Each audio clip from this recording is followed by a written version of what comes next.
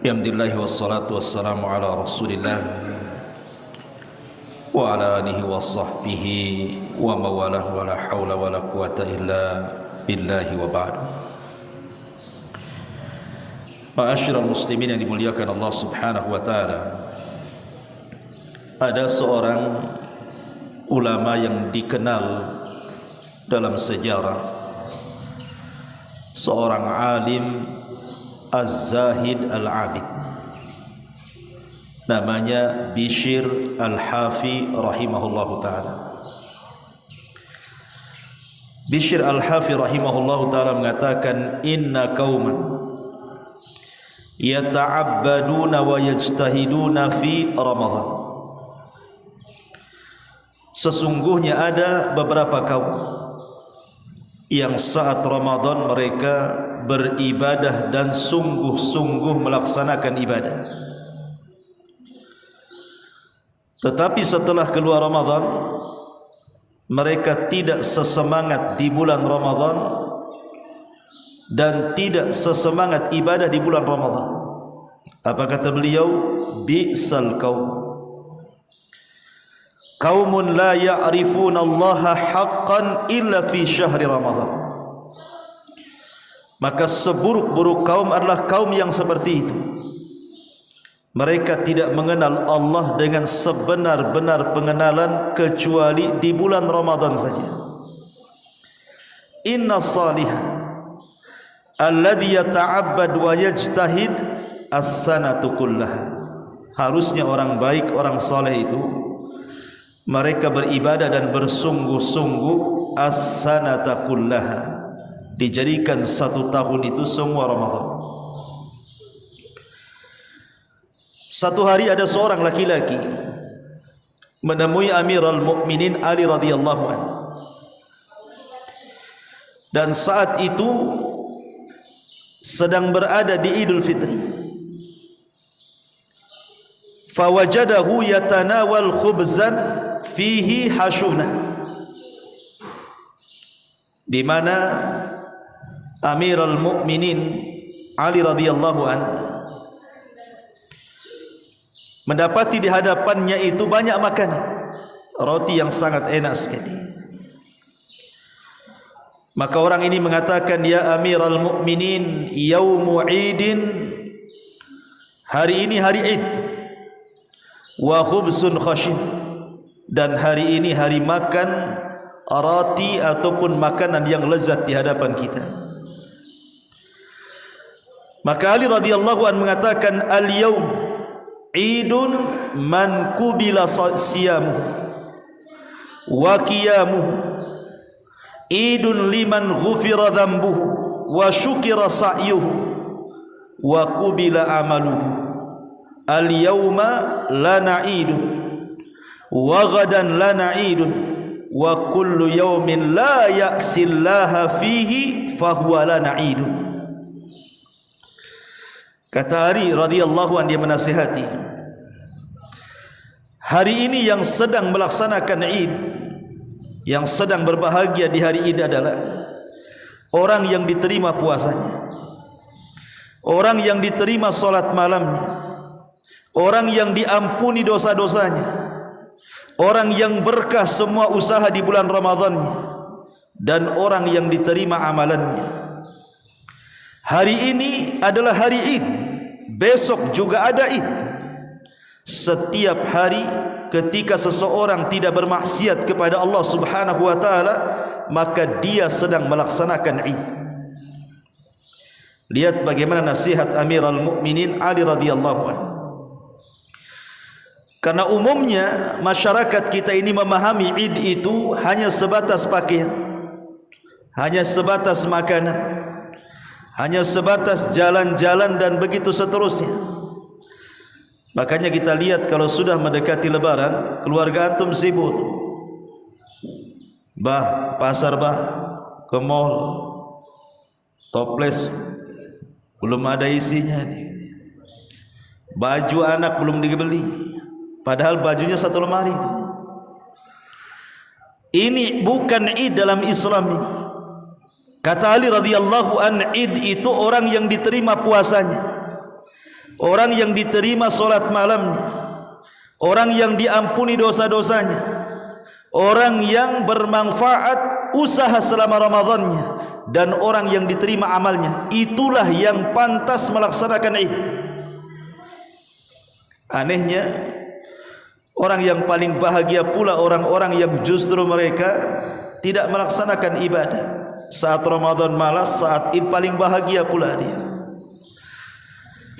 Makanya dijelaskan oleh para ulama seperti Al-Imam Ibn Rajab Al-Hambali rahimahullahu ta'ala mengatakan, laisal idu liman labisal jadid. Id itu bukan anda berpakaian yang baru. Id itu bukan orang yang berpakaian pakaian yang indah yang baru. Innamal idu liman ta'atuhu tazid. Sesungguhnya Id itu orang yang ketaatannya bertambah. Laisal id liman tajammala bil libas war rukub, wa innamal id liman ghufirat lahu adh-dhunubu fi lailatil id tafarraqa khalqul idqi wal maghfirati 'alal 'abid. Katanya Ibnu Rajab rahimahullahu taala mengatakan, dan Id itu bukan orang yang mengindah-indah pakaian ataupun mengindah-indah kendaraan atau sekarang mengindah-indah rumah, tetapi Id adalah orang yang diampuni dosa-dosanya, di mana di malam Id dia sudah dibebaskan dari api neraka dan dosa-dosanya sudah diampuni Allah Subhanahu wa taala. Itulah Id, kata Al-Hafidz Ibnu Rajab rahimahullahu taala.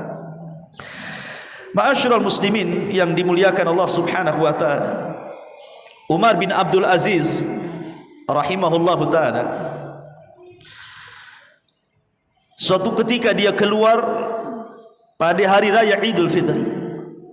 Faqala fi khutbatihi, dia pun berceramah dalam khutbahnya, ya ayyuhan nas, innakum sumtum lillahi 30 yawman wa kumtum 30 lailatan wa kharajtumul yawm tatlubuna minallah an yataqabbala minkum. Wahai manusia, kalian sudah berpuasa 30 hari, kalian sudah solat malam 30 malam.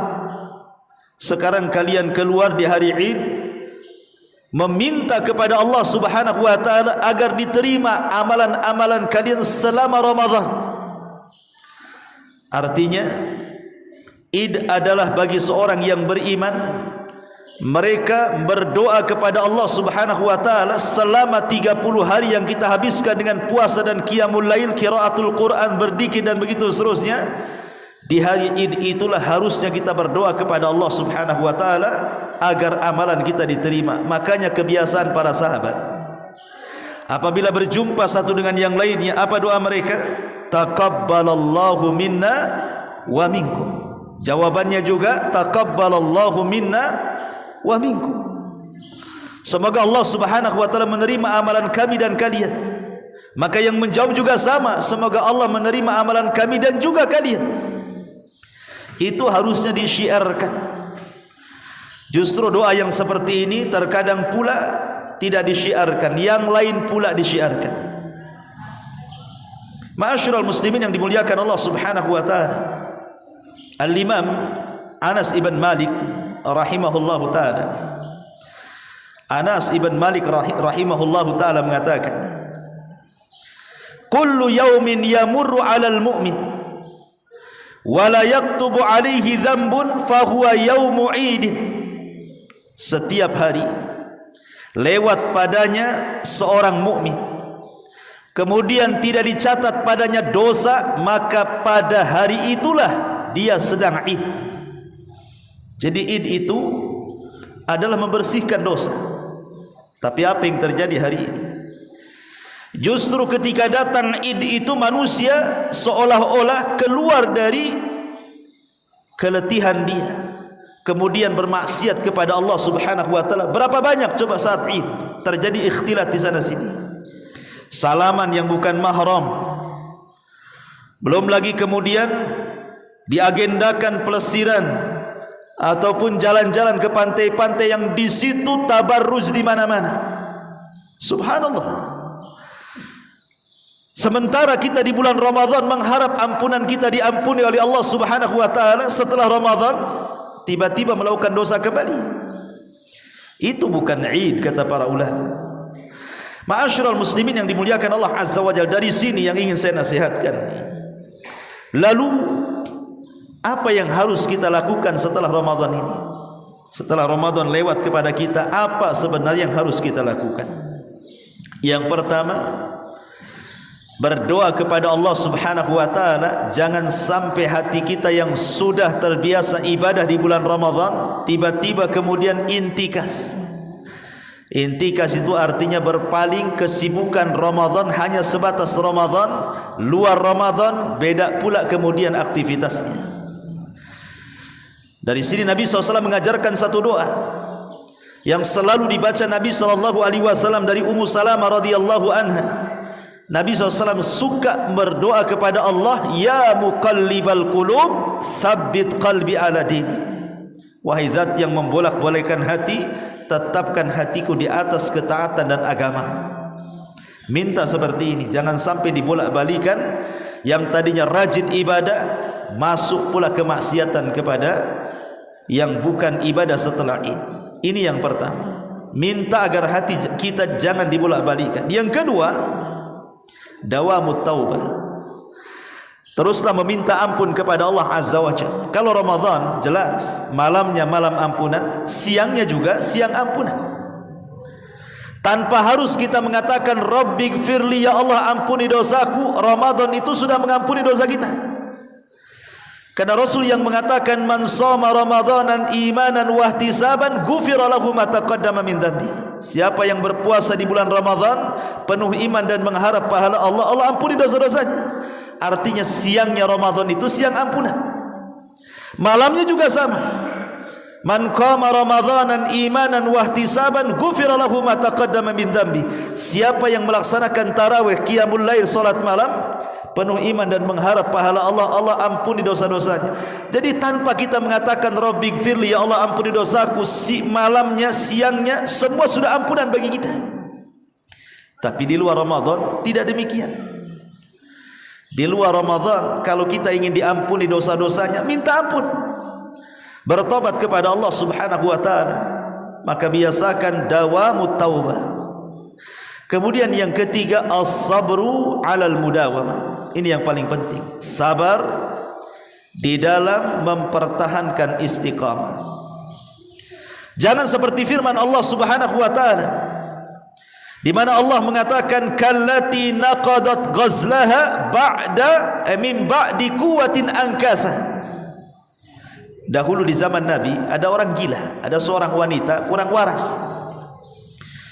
Wanita ini memintal benang, merajut benang, dijadikan kain gitu ya. Jadi setelah dirajut sama wanita ini sampai cantiklah kain itu, sudah selesai, ditarik lagi benangnya, kemudian amburadul lagi rajutannya. Maka Allah Subhanahu wa taala mengatakan kallati naqadat ghazlaha, seperti wanita yang kemudian menarik rajutannya sehingga rusak kembali, mim ba'di quwwatin ankatha, padahal sudah dirajut sedemikian rupa. Maknanya di bulan Ramadan kita sudah merajut ibadah sedemikian rupa kan. Puasa kita lakukan, solat malam kita lakukan, tarawihnya kita lakukan, baca Qur'annya kita lakukan, makannya kita atur, tidurnya kita atur, semua tertib di bulan Ramadan ini. Artinya apa? Anyaman benang itu sudah rapi. Jangan di luar Ramadan kemudian ditarik lagi benang itu, kacau lagi kainnya. Itulah makna daripada jangan sampai kallati naqadat ghazlaha min ba'di quwwatin ankatha. Karena begini ikhwan, ada keutamaan orang-orang yang berusaha istiqamah ataupun mudawamah, senantiasa mengikuti kebiasaan Ramadan dibawa kepada luar Ramadan. Yang pertama, orang-orang yang berusaha mempertahankan ibadahnya atau dengan kata lain istiqamah dan mudawamah, Allah Subhanahu wa taala akan memberikan banyak keutamaan. Salah satunya adalah tanfa'u fish syada'id. Sangat bermanfaat di waktu-waktu kita sedang kesulitan. Jadi orang-orang yang mudawamatu ala ta'ah, terus-terusan di atas ketaatan, itu manfaatnya saat kita mengalami kesulitan. Dan itu disebutkan di dalam sebuah riwayat di mana Nabi SAW mengatakan kepada Mu'adz ibn Jabal radhiyallahu anhu, mengatakan, ihfadillah yahfadka, ihfadillah tajidhu tujahak. Atau Abdullah ibn Abbas kalau tidak salah, Abdullah ibn Abbas ketika itu dibonceng oleh Nabi SAW. Kemudian Rasul mengatakan, ya gulam, wahai anak kecil, jagalah Allah, niscaya Allah menjagamu. Jagalah Allah, niscaya engkau akan mendapati Allah di hadapan. Kalau engkau meminta, mintalah kepada Allah. Kalau engkau minta pertolongan, mintalah pertolongan kepada Allah. Kemudian di ujung hadis Rasul mengatakan apa? Ta'arraf ilallah fir raha ya'rifka fi syiddah. Kenali Allah di waktu senang, maka Allah Subhanahu wa taala akan mengenali di waktu susah. Ketika kita di waktu senang kita habiskan dengan ibadah kepada Allah Subhanahu wa taala, dengan istiqamah dan mudawamah tadi, maka di waktu sulit maka Allah Subhanahu wa taala akan kenal dengan kita. Maknanya setiap kesulitan Allah akan mudahkan. Ini manfaat mudawamatu ala ta'ah, istiqamah di atas ketaatan. Kemudian yang kedua, sababun li husnil khatimah. Sebab terbesar seseorang itu diakhiri dengan akhir yang baik, atau dengan kata lain husnul khatimah. Karena Allah yang mengatakan walladzina jahadu fina lanahdiyannahum subulana. Orang-orang yang bersungguh-sungguh melaksanakan perintah kami, melaksanakan perintah-perintah kami dan menjauhi larangan-larangan kami, maka kami akan tunjukkan hidayah kepada mereka. Makanya kita lihat amalan para salaf, yang sudah saya ceritakan satu kisah dari Zainul Abidin kemarin, bagaimana dia tiap malam menggendong gandum kemudian meletakkan di rumah fuqara wal masakin. Tiap malam dia tidak berhenti bersedekah tiap malam. Lihat saat wafatnya dibicarakan dengan pembicaraan yang baik di tengah-tengah manusia, dan itu tanda-tanda husnul khatimah. Kalau wafat kita kemudian dipuji manusia, berarti wafat kita di atas kebaikan. Karena di zaman Nabi SAW ada jenazah lewat, semua memujinya. Kemudian besoknya ada jenazah lewat, semua mencaci makinya. Maka kata Nabi SAW, jenazah yang pertama wajabat lahul jannah, wajib dia masuk surga. Jenazah yang kedua wajabat lahun nar, wajib dia masuk neraka. Ya. Ketika kematian kita menjadi pujian manusia, maksudnya dari segi kebaikan kita, maka itu tanda yang jelas bahwa kematian kita husnul khatimah. Lah mudawamatu ala ta'ah itu sababun li husnil khatimah, salah satu sebab seseorang akan mengakhiri kehidupannya dengan kebaikan. Kemudian juga di antara buah daripada mudawamah adalah tathhirul qalbi minan nifaq wan najat minan nar. Hati kita diselamatkan dari kemunafikan dan diselamatkan dari api neraka. Kenapa demikian? Karena orang-orang yang beriman itu kalau mereka ibadah maka akan berusaha istiqamah di atas ibadahnya. Tapi orang munafik, mereka tidak akan berdiri kecuali malas-malas saja. Kalau di bulan Ramadan seseorang sudah malas, pasti di luar Ramadan akan malas dia. Dan begitu seterusnya. Karena di bulan Ramadan ini kan semua musim kebaikan berkumpul di situ. Kalau seandainya di bulan Ramadan seseorang tidak bisa mengambil manfaat, maka di luar Ramadan jangan harap Anda bisa mengambil manfaat. Makanya kenapa di sini orang yang istiqamah di atas ketaatan itu bisa membersihkan hati dari kemunafikan dan juga bisa menyelamatkan dari api neraka. Dan banyak lagi soal buah daripada istiqamah. Kemudian nasihat saya berikutnya adalah iyyaka wa hubutul azimah. Hati-hati, jangan sampai kemudian seseorang itu mulai lemas, mulai malas. Keinginan untuk beribadah hanya cukup sampai lebaran saja. Habis lebaran sudah hilang pula niat ibadahnya.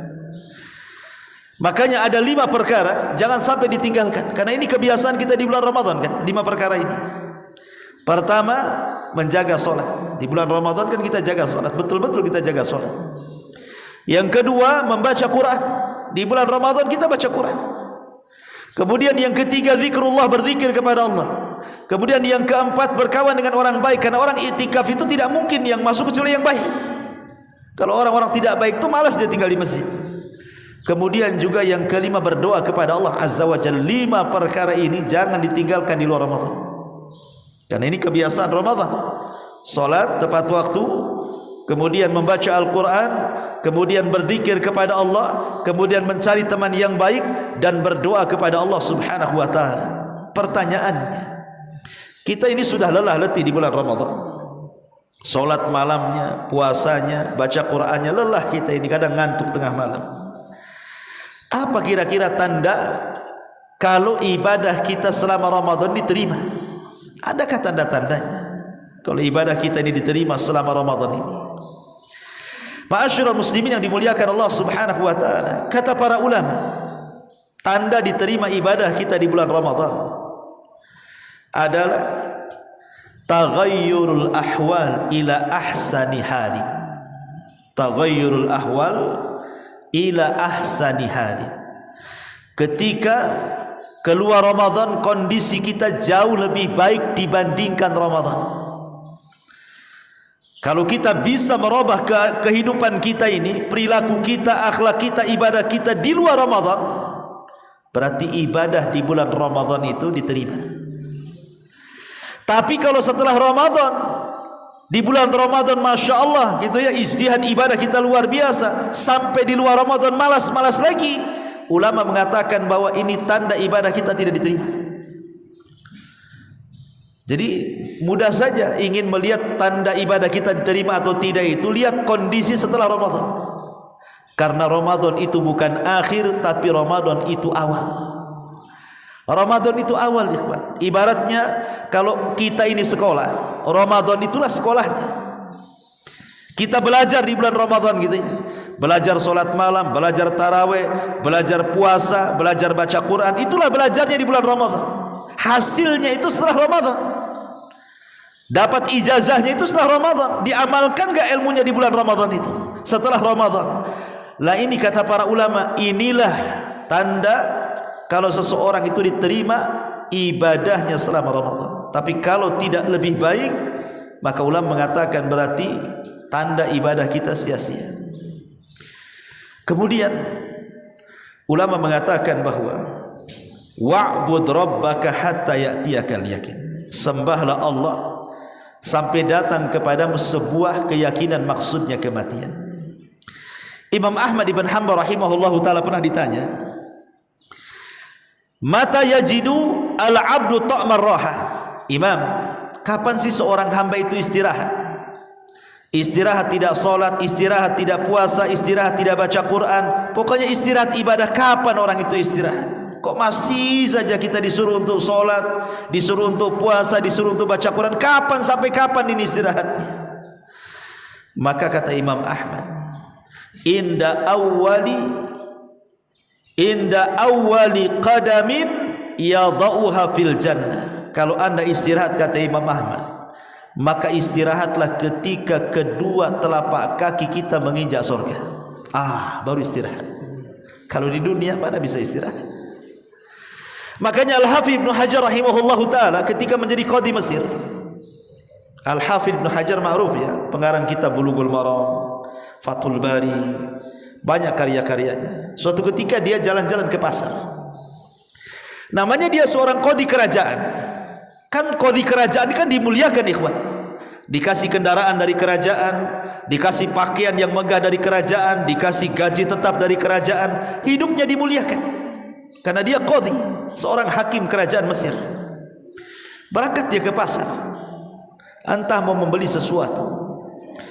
Yang namanya seorang ulama besar, plus juga dia qadi Mesir, manusia ini berjubel menghormati beliau. Orang pasar itu sampai keluar semua. ingin nyalami Imam Ibnu Hajar Al-Asqalani. Rupanya di pojok pasar ada orang Yahudi. Yahudi ini miskin. Sudah Yahudi miskin lagi. Jadi orang Yahudi miskin ini melihat bagaimana ada orang pakai kendaraan bagus, pakai baju bagus, dihormati orang. Kata Yahudi miskin ini mengatakan, siapa itu katanya. Maka kawannya yang muslim sebelahnya mengatakan, wailaka, celaka engkau, dia adalah imam kami, dia adalah ulama kami, dia adalah qadhi kami, dia adalah hakim kami, dialah Ibnu Hajar Al-Asqalani. Kata Yahudi miskin ini mengatakan, bisa enggak aku pertemukan dengan dia katanya. Maka seorang muslim mengatakan, bisa kalau kau mau. Dia bukan orang yang dianggap sombong oleh kamu. Kapanpun dia berjumpa, kau bisa berjumpa. Akhirnya diantarkanlah orang Yahudi miskin ini menghadap Al-Imam Ibnu Hajar Al-Asqalani rahimahullah ta'ala. Tiba-tiba seorang Yahudi kere miskin ini ngomong pula di hadapan Ibnu Hajar dan mengatakan, apakah anda Ibnu Hajar? Kata Imam Ibnu Hajar, ya saya Ibnu Hajar. Baik, saya akan bertanya kepadamu. Kemudian dia mengatakan, ya Imam, saya pernah mendengar satu sabda nabimu, bahwa nabimu mengatakan, ad-dunya sijnul mu'min wa jannatul kafir. Dunia ini penjara bagi orang yang beriman, tapi sorga bagi orang kafir katanya. Kalau menurut saya ucapan nabimu ini tidak benar. Kata Imam Ibnu Hajar, bagaimana kau katakan tidak benar? Kemudian dia mengatakan, saya ini Yahudi, menurut pandanganmu saya ini kafir. Dan lihat kehidupanku katanya, susah payah, kehidupanku kere, miskin katanya. Mana ada surga bagi saya? Yang ada ini penjara di dunia ini bagi saya ini. Tapi engkau, menurutmu Ibnu Hajar, kau ini seorang mukmin. Tapi lihat hidupmu, kudamu bagus, pakaiannya bagus, digaji pemerintah, kau dihormati orang, surgalah bagimu. Katanya, dunia ini surga bagi orang yang beriman. Dunia ini penjara bagi orang yang beriman, surga bagi orang kafir. Rasa-rasanya terbalik ini kalimat ini katanya. Coba bayangkan. Maka Al-Hafidz Hajar mengatakan, baik, saya akan jawab syubhat di kepalamu katanya. Maksudnya, dunia ini penjara bagi orang yang beriman dan surga bagi orang kafir, bukan di dunia, tapi bandingannya di akhirat, kata Ibnu Hajar. Saya walaupun diberikan kendaraan mewah, baju bagus, gaji dari pemerintah, saya belum beristirahat beribadah. Saya masih harus sholat, saya masih harus puasa, saya masih harus talabul ilmi, saya masih harus baca Quran, saya masih harus beribadah kepada Allah Azza wa Jalla. Belum ada istirahat bagi saya. Istirahat saya kelak kalau sudah sampai di sorga, kata Ibnu Hajar. Adapun engkau, Yahudi kafir, Yahudi kere miskin, bagi engkau dunia ini sorga dibandingkan dengan neraka sana. Bagi engkau di dunia ini sorga, sebab kalau engkau di neraka, engkau tidak akan tahan di sana. Engkau pasti ingin dikembalikan ke dunia lagi, dan engkau akan merasakan bahwa dunia lebih enak dibandingkan di neraka. Dari sini kita katakan, ma'asyiral muslimin yang dimuliakan Allah Azza wa Jalla, bahwa beribadah kepada Allah itu bukan di Ramadan saja. Kata para ulama, kun rabbaniyan wala takun ramadaniyan. Jadilah hamba Allah, jangan jadi hamba Ramadan. Jadi hamba Allah, jangan jadi hamba Ramadan. Jangan ketika kita ahli ibadah di Ramadan saja, di luar Ramadan sudah hilang ibadahnya. Itu namanya hamba Ramadan. Tapi kalau hamba Allah tidak mengenal Ramadan, tidak mengenal luar Ramadan, wa'bud rabbaka hatta ya'tiyakal yakin. Sembah Rabbmu sampai datang kematian. Ma'asyiral muslimin yang dimuliakan Allah Subhanahu wa taala. Dari sini ada lima perkara yang harus kita pahami.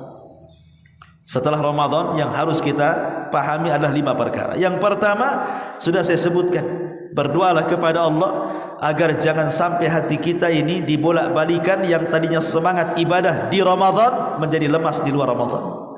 Yang kedua, sebagaimana di luar Ramadan, sebagaimana kita di dalam Ramadan, kita kan melaksanakan ibadah bermacam-macam dalam satu hari kan.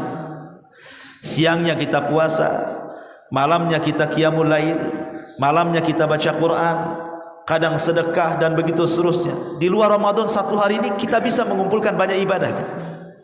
Lah biasakan mengumpulkan banyak ibadah ini, lakukan juga di luar Ramadan. Satu hari Nabi mengumpulkan para sahabatnya.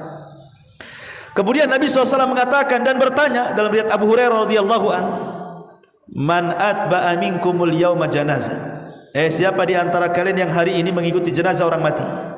Tidak ada yang berdiri kecuali Abu Bakar. Saya wahai Rasul. Kemudian Rasul bertanya lagi kepada para sahabat, man at'amal yauma minkum miskina. Siapa di antara kalian yang hari ini memberi makan fakir miskin? Tidak ada yang berdiri kecuali Abu Bakar. Saya wahai Rasul. Kemudian Rasul SAW bertanya lagi, man ada minkum al-yawma maridan. Siapa di antara kalian yang hari ini mengunjungi orang sakit? Tidak ada yang berdiri kecuali Abu Bakar. Saya wahai Rasul. Kemudian kata Nabi SAW, dia bertanya lagi, siapa man asbaha minkumul yawma sha'ima. Siapa yang hari ini berpuasa di antara kalian? Tidak ada yang berdiri kecuali Abu Bakar. Saya wahai Rasul. Lihat, dalam satu hari Abu Bakar mengumpulkan 4 ibadah. Dia memberi makan fuqara wal masakin, dia mengunjungi orang sakit, dia mengikuti jenazah orang mati, dia juga berpuasa pada hari itu. Satu hari dia kumpulkan banyak ibadah tuh. Kata Nabi SAW,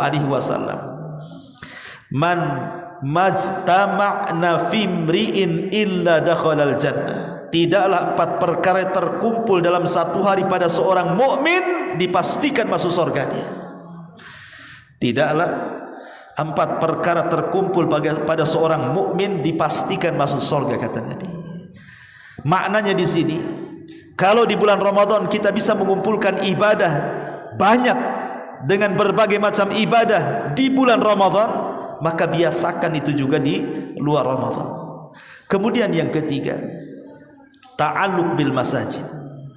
Di bulan Ramadan sedikit-sedikit kita datang ke masjid. Sedikit-sedikit datang ke masjid karena harus ada tarawih, ada i'tikaf, baca Quran. Pokoknya luar biasa. Keterkaitan hati kita dengan masjid itu di dalam Ramadan luar biasa. Bahkan orang yang tidak pernah ke masjid jadi ke masjid loh.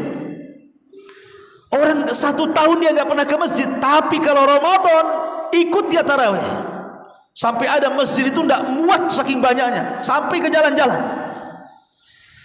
Artinya bahwa kalau di bulan Ramadan betul-betul hati kita terikat dengan masjid, maka keterikatan hati kita dengan masjid lakukan juga di luar Ramadan. Karena Nabi SAW mengatakan, sab'atun yudhilluhumullahu fi dhillihi yawma la dhilla illa dhilluh. Ada 7 kelompok yang akan mendapatkan naungan di hari yang tidak ada naungan kecuali naungan Allah. Salah satunya adalah rajulun ta'allaqa qalbuhu fil masajid. Seorang laki-laki yang hatinya terpaut dengan masjid. Kemudian yang keempat, at-tatallu ila ma indallah minan naimil muqim. Biasakan seseorang itu mengingat-ingat nikmat Allah yang kekal, maksudnya surga. Karena selama Ramadan kita diingatkan dengan surga, karena Ramadan dibukakan pintu surga kan. Kata Rasul, idza ja'akum Ramadan futihat abwabul jannah. Apabila datang bulan Ramadan kan pintu surga dibuka.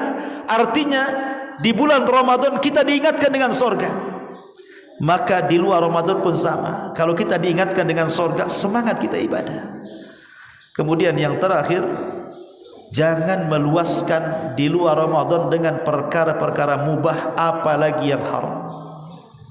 Di dalam Ramadan kan kita sudah ditarbiyah puasa itu.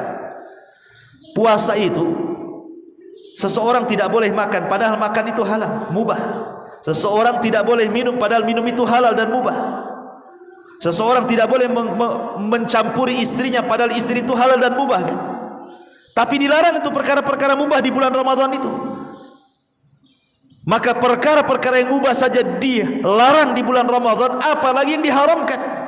Maka keluar Ramadan jangan disibukkan dengan perkara-perkara mubah, apalagi yang haram. Karena kalau sudah orang masuk masuk Idul Fitri ini sudah nampak tuh. Ya. Makan itu sudah tidak lagi terkontrol kan. Kalau Ramadan kita lihat pas berbuka kan, kadang-kadang makan kurma atau mungkin gorengan 1-2 saja sudah kenyang kita. Tapi ketika Idul Fitri, semua dimakan. Karena setiap bertamu ada toples di depan kita. Nanti ketamu ke rumah ini ada toples lagi. Terkadang mau kresek pula gitu ya. Artinya di sini ikhwatu fiddin, kalau perkara-perkara mubah saja bisa melalaikan ibadah, apalagi yang haram. Maka berdoalah kepada Allah Subhanahu wa taala agar ibadah kita diterima, karena 6 bulan setelah Ramadan para ulama menangis berdoa kepada Allah Azza wa Jal agar ibadah mereka di bulan Ramadan diterima oleh Allah Subhanahu wa taala.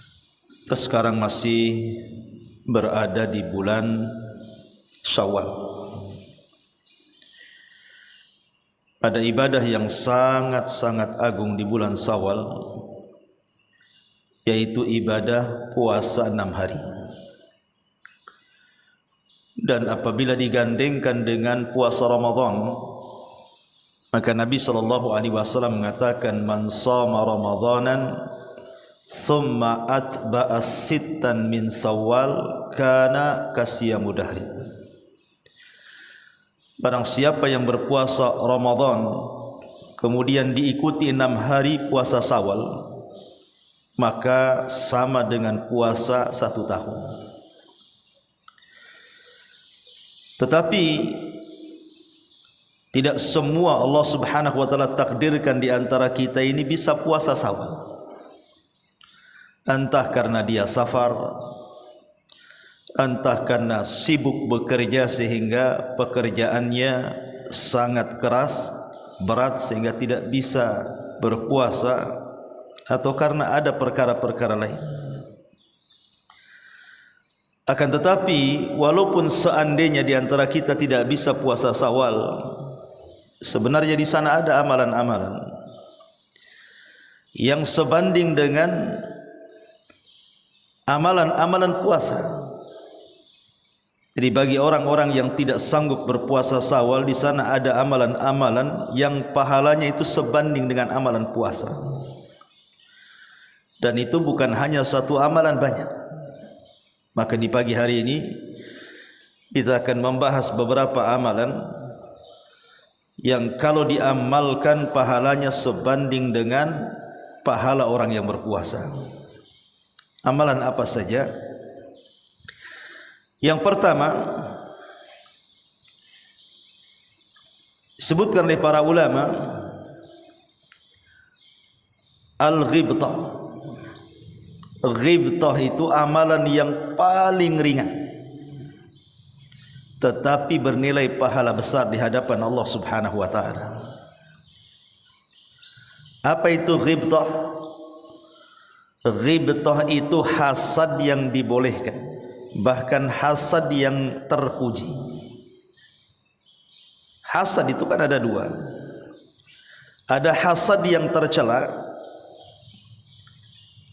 Itulah yang kemudian kita harus berlindung, min syarri hasidin idza hasad, dari keburukan orang hasad. Tapi di sana ada hasad yang terpuji yang disebut dengan ghibtah. Ghibtah itu artinya kita berangan-angan memiliki kenikmatan yang Allah berikan kepada orang lain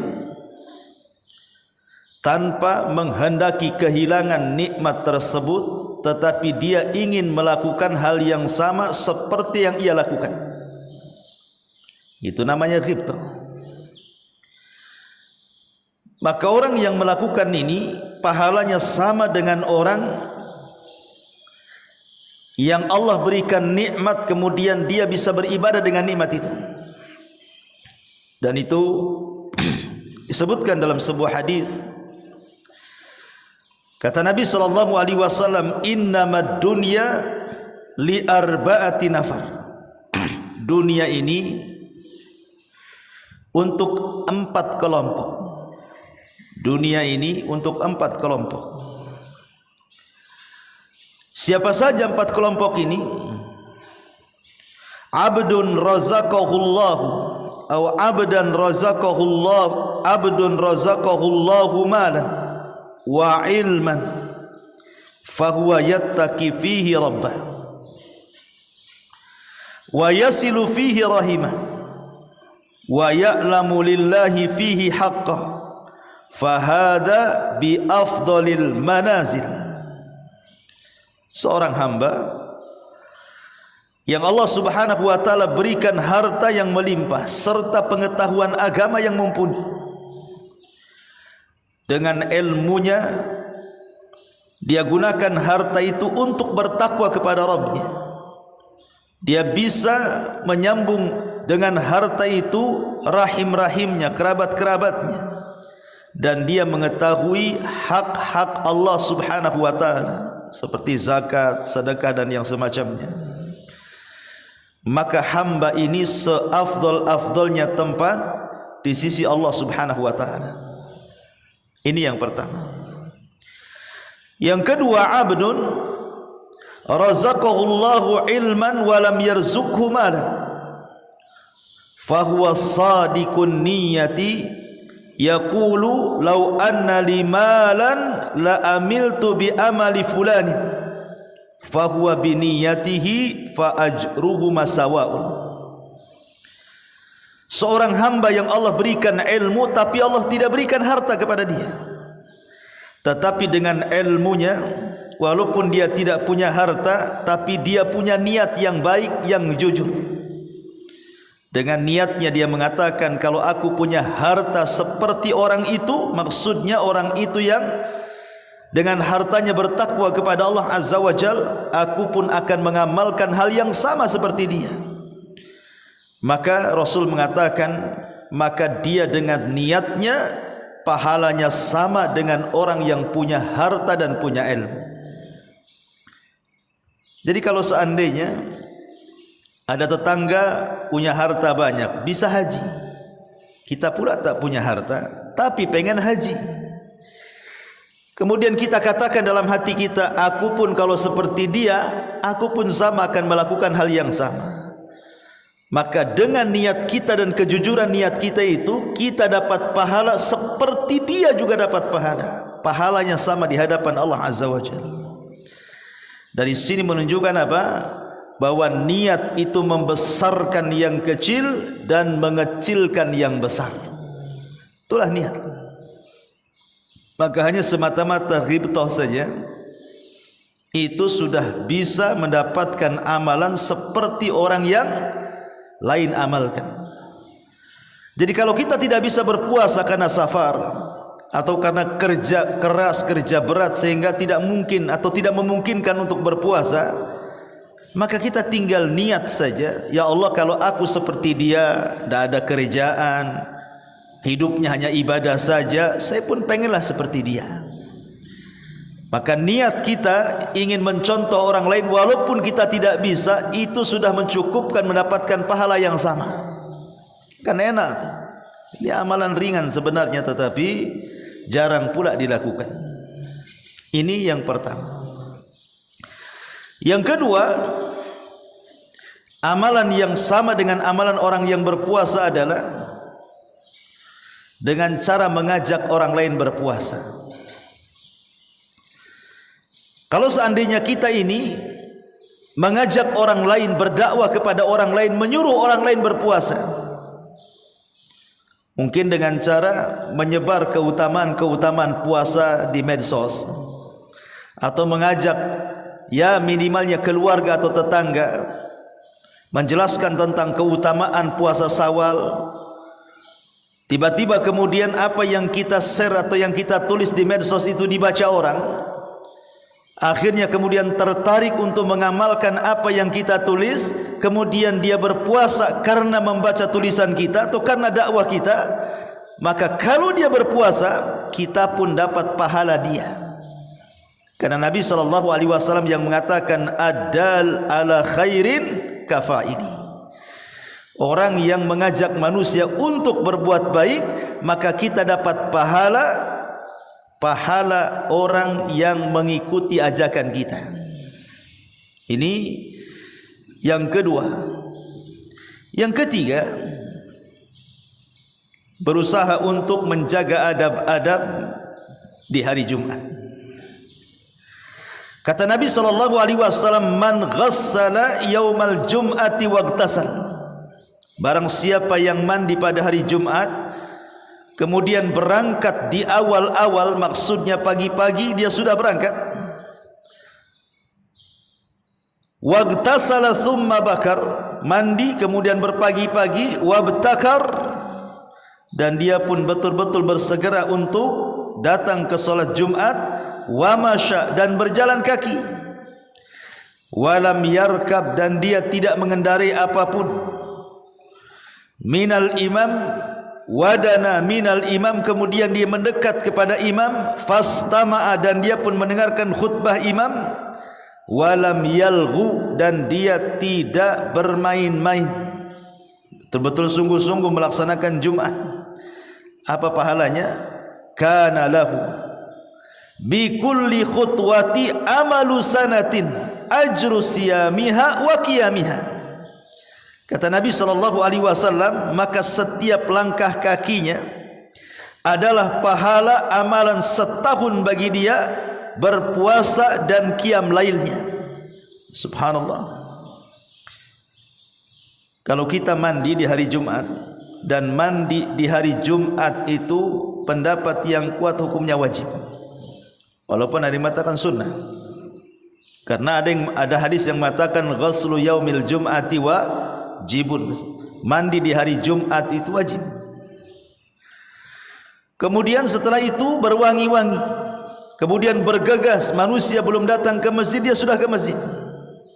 Kemudian dia berjalan kaki tanpa mengendarai kendaraan.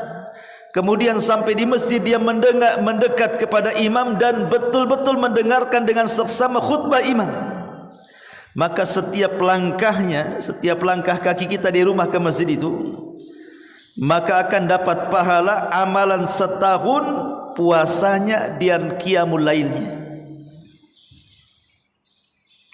Jauh juga Ustaz kalau dari Pertiwi ke jalan kaki ini. Habis ini apa enggak keringatan tuh? Ya. Memang begini hadisnya. Kemudian dia berjalan dan tidak menunggang sesuatu. Gimana hadisnya memang seperti itu gitu ya. Nah, sekali-kali lah, masa seumur hidup tidak pernah jalan dari perumahan sana ke sini kan. Dekat lah, kecuali dari Tiban Kampung ke sini ya lah kan itu ya. Di sekitar Tanjung Riau saja dekatlah ke sini. Ini yang ketiga. Kemudian yang keempat, amalan yang sebanding dengan amalan puasa adalah as-sa'i alal armalati wal miskin, menyantuni janda-janda fakir dan fakir miskin. Nabi SAW bersabda dalam sebuah hadis yang dikeluarkan Bukhari dan Muslim, kata Nabi SAW, as-sa'i alal armalati wal miskini kal mujahidi fi sabilillah au kalladhi yasumun nahara wa yaqumul laila.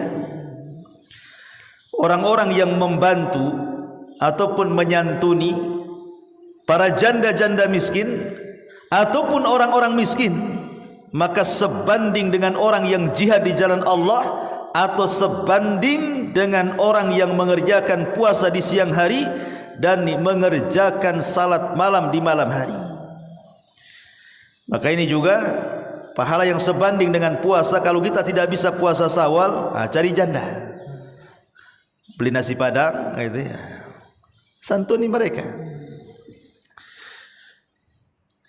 Tapi jangan ada udang di balik batu ya. Jadi betul-betul kita niat menyantuni karena kefakirannya. Karena namanya janda itu, mereka tidak bisa bekerja, sebagian mereka tidak punya skill, karena ada wanita-wanita itu semasa hidup suaminya betul-betul menggantungkan hidup kepada suaminya. Apabila suaminya meninggal, ada di antara mereka itu yang tidak bisa apa-apa, tidak bisa bekerja ya. Tapi kalau bisa janda-janda yang sudah 60, 70 tahun ya, jangan pula janda 20 tahun. Bahaya ya. Ma'asyiral muslimin yang dimuliakan Allah Azza wa Jalla. Jadi orang-orang yang menyantuni janda-janda fakir ataupun orang-orang miskin, subhanallah, pahalanya sama dengan berjihad.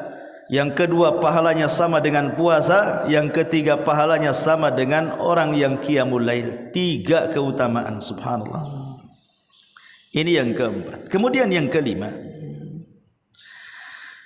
berusaha untuk memperbenahi akhlak, memperbaiki akhlak kita. Karena ada surga itu tidak bisa diraih kecuali dengan akhlak. Bahkan akhlak itu nilainya jauh lebih tinggi dibandingkan ibadah sunnah. Bahkan walaupun seseorang mungkin jarang sholat malam, jarang puasa sunnah, tapi dia punya akhlak, maka terkadang akhlak itu sudah mewakili tanpa harus sholat malam, tanpa harus puasa sunnah, sudah dapat pahala dua-duanya. Kata Nabi SAW, innal mu'min la yudrika bi husni khuluqihi darajatas saimil qaim. Sesungguhnya dengan akhlak mulia seorang mukmin itu akan sampai ke derajat orang-orang yang mengerjakan puasa dan juga salat malam. Dari sini menunjukkan bahwa akhlak itu terkadang lebih tinggi nilainya dibandingkan ibadah-ibadah sunnah. Ma'asyiral muslimin yang dimuliakan Allah Subhanahu wa taala. Adapun akhlak sendiri, satu hari Abu Hurairah radhiyallahu an pernah dinasihati Nabi sallallahu alaihi wasallam atau diberikan wasiat. Dan Rasul mengatakan, "Ya Aba Hurairah, alaika bi husnil khuluq." Hei Abu Hurairah, wajib atas engkau memperbaiki akhlak. Maka Abu Hurairah radhiyallahu an bertanya, apa yang dimaksud akhlak yang kau wasiatkan kepadaku ini Rasul? Maka Nabi SAW mengatakan, tasil man qata'aka wa ta'fu amman dhalamaka wa tu'ti amman kharamaka. Sambunglah kepada orang-orang yang berusaha memutus silaturahim kepadamu, maafkan kepada siapapun yang hendak menzalimimu, dan berikan sesuatu kepada orang yang justru dia mengharamkan pemberiannya kepadamu. Berarti 3 di sini akhlak yang diajarkan Rasul kepada Abu Hurairah. Pertama, menyambung silaturahim walaupun dia memutus silaturahim kepada kita. Karena Rasul mengatakan, al-wasil laisal wasil bil mukafi. Menyambung silaturahim itu bukan sistem barter. Kalau kau datang, aku datang. Kalau kau SMS, aku SMS. Kalau seandainya kau telpon, baru kau telpon. Nah, itu namanya barter. Kalau kau datang bawa rantang, aku juga sama. Kau datang bawa makanan, aku juga sama. Kalau tak bawa makanan, aku pun tak bawa makan. Itu namanya sistem barter namanya. Jadi silaturahim itu bukan sistem barter. Justru orang yang silaturahim itu, kalau ada saudara kita memutuskan silaturahim dengan kita, kita yang berusaha menyambungnya, gitu maksudnya. Kemudian yang kedua, wa ta'fu amman dhalamak. Kalau ada saudara kita mendolimi kita, sudah maafkan saja. Bahkan kalau bisa memaafkan sebelum dia minta maaf. Sebagaimana ada seorang sahabat Nabi SAW yang dijanjikan oleh Rasul bahwa dia termasuk sahabat penduduk surga. Rupanya amalannya apa? Setiap tidur dia berdoa kepada Allah dan mengatakan, ya Rabb, semua orang yang mendolimiku, ku ampuni semuanya, ku maafkan semuanya sebelum mereka minta maaf. Kemudian yang ketiga, memberikan sesuatu yang dia tidak memberikan kepada kita. Dia boleh bakhil kepada saya, tapi kita tidak boleh bakhil kepada dia, gitu maksudnya. Kemudian juga ini yang kelima. Yang keenam adalah ribat, menjaga perbatasan kaum muslimin. Jadi kalau seandainya ada tentara-tentara yang oleh negara itu ditugaskan ke perbatasan-perbatasan, dia menjaga negara kita NKRI dari negara musuh umpamanya kan, maka kalau dia betul-betul menjaga perbatasan kaum muslimin supaya tidak dicaplok, kemudian tidak dijajah dan begitu seterusnya, maka Nabi SAW mengatakan, man rabata yawman wa laylatan fi sabilillah kana lahu ka ajri siyami syahrin wa qiyamihi wa man mata murabitan ujriya lahu mithlu dzalika minal ajri wa ujriya alaihi rizqu wa amina minal fattani. Ini besar pahalanya ya. Jadi kalau ada tentara-tentara Islam yang ditugaskan negara untuk mengamankan negara di perbatasan dan dia betul-betul ikhlas karena Allah, mencari keridhaan Allah, betul-betul dia memang jujur niatnya ingin menjaga negaranya, maka Nabi SAW mengatakan barang siapa yang berjaga sehari semalam di jalan Allah, maka baginya seperti pahala berpuasa dan juga baginya seperti pahala salat 1 bulan. Dan barang siapa yang meninggal dalam berjaga, maka diberikan kepadanya pahala seperti itu, dan ia diberi rizki serta akan mendapatkan keamanan dari fitnah kubur. Subhanallah ya. Karena memang risikonya berat kan gitu. Mengamankan perbatasan ini kan bisa saja di sniper sama musuh kan. Namanya perbatasan gitu ya.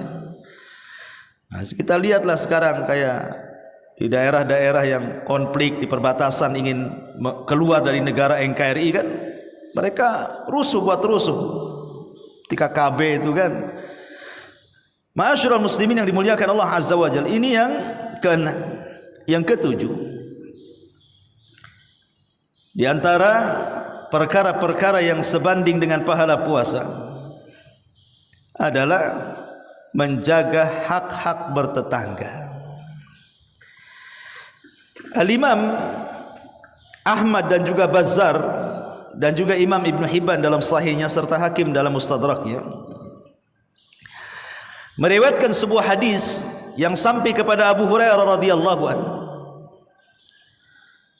Ada seorang laki-laki datang kepada Nabi SAW dan mengatakan, ya Rasulullah, inna fulanatan yudhkar min kathrati salatiha wa sadaqatiha wa siyamiha ghaira annaha tu'dhi jiranaha bilisaniha. Rasul, ada seorang wanita yang dikenal banyak salatnya, banyak sedekahnya, banyak puasanya. Masalahnya wanita ini banyak menyakiti dengan lisannya tetangganya. Di satu sisi ahli salat, ahli sedekah, ahli puasa, tapi sisi lain ahli pula menyakiti tetangga. Maka Nabi SAW mengatakan hiya finnar, wanita itu tidak ada kebaikan, wanita itu pasti masuk neraka. Qala, kemudian dikatakan juga, ya Rasulullah, inna fulanatan yudhkar min qillati siyamiha wa salatiha wa annaha tatasaddaq bil athwari minal aqad wa la tu'di jiraniha. Tetapi di sana wahai Rasul ada wanita salat malamnya biasa saja, kadang salat kadang tidak, puasa sunnahnya juga sama, kadang puasa kadang tidak, sedekahnya juga ya namanya orang susah ya sekedarnya, tetapi lisannya tidak menyakiti tetangganya. Maka Rasul mengatakan hiya fil jannah, wanita itu layak masuk surga. Hadis ini dikeluarkan oleh Abu Bakar Ibn Abi Syaibah dengan sanad yang sahih. Dari sini kita tahu bahwa di sini ada dua perbandingan nih. Satu wanita ahli solat malam, ahli puasa, ahli sedekah. Yang satunya tidak ahli solat malam, tidak ahli puasa, tidak ahli sedekah. Tapi yang ahli solat malam, yang ahli puasa, yang ahli sedekah dimasukkan pula ke neraka. Yang satunya pula yang tidak ahli puasa, tidak ahli solat malam, tidak ahli sedekah dimasukkan pula ke surga. Apa dosanya? Dosanya cuma satu, karena menyakiti tetangganya dengan lisannya. Akhirnya pahala solat malamnya gugur, puasa sunnahnya gugur, sedekahnya gugur gara-gara dosa lisan. Wanita ini masuk neraka bukan membunuh, bukan minum khamar, bukan berzina, tidak. Dia masuk neraka gara-gara dosa lisan yang mengakibatkan amalan-amalan sunnahnya gugur. Tapi yang satu ini nggak ngapa-ngapain, dia cuma jaga lisan saja. Dia tidak menyakiti tetangganya. Dia pun sholat tidak, puasa tidak, sedekah tidak. Tetapi dia bisa masuk surga mengimbangi orang-orang yang banyak amalan sunnahnya tapi masuk neraka.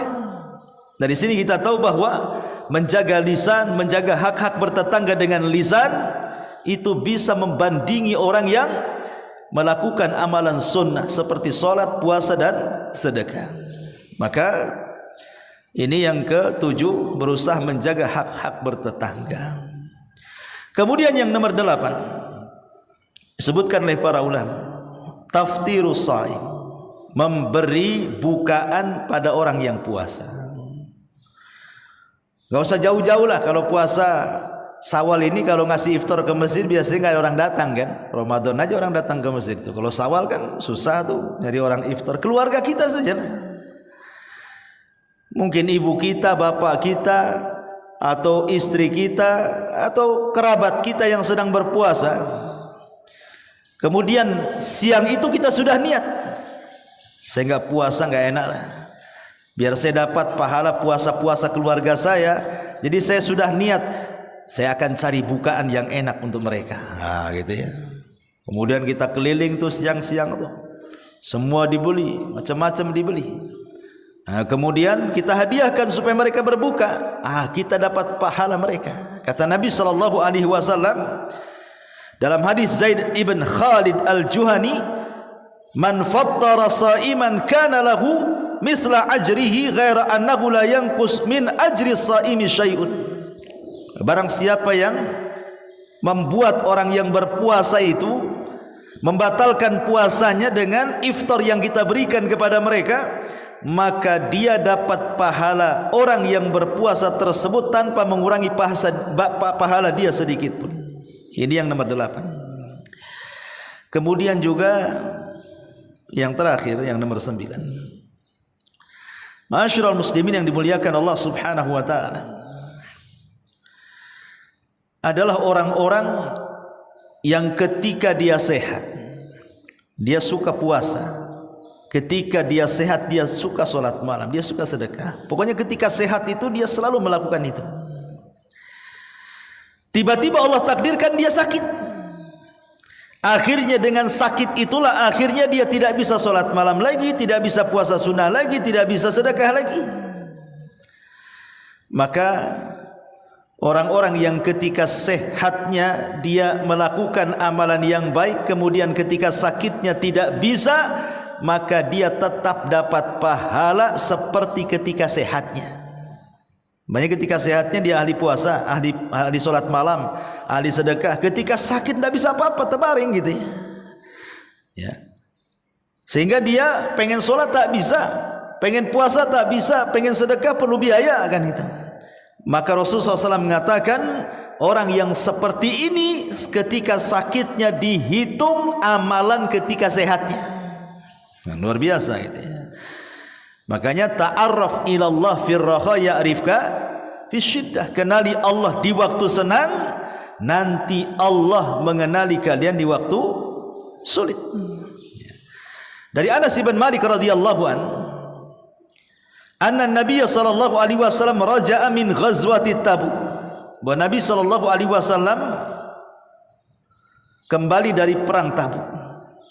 Fadana minal Madinah, kemudian sudah mendekati kota Madinah. Faqala, maka dia mengatakan, inna bil madinati aqwaman ma sirtum masiran wala qata'tum wadiyan illa kanu ma'akum. Di Madinah itu ada satu kaum, dia tidak seperti kalian bisa berjihad, bisa berjalan melewati lembah-lembah, tetapi pahala mereka sama dengan pahala kalian. Qalu, para sahabat mengatakan, ya Rasulullah, wa ma hum bil Madinah, siapa mereka orang-orang seperti di Madinah ini? Maka Rasul sallallahu alaihi wasallam mengatakan, hum bil Madinati hasabahumul udhru, mereka adalah penduduk Madinah yang tertahan karena uzur sehingga tidak bisa terlibat seperti yang kalian lakukan. Karena ada uzur, tetapi pahalanya sama dengan kalian. Dan sakit itu bagian daripada uzur, safar itu bagian daripada uzur. Jadi ketika kita mukim, kita ahli solat, kita ahli puasa, kita ahli sedekah, ketika safar tidak bisa atau ketika sakit tidak bisa, maka pahalanya sama, baik ketika kita mukim ataupun ketika sehat.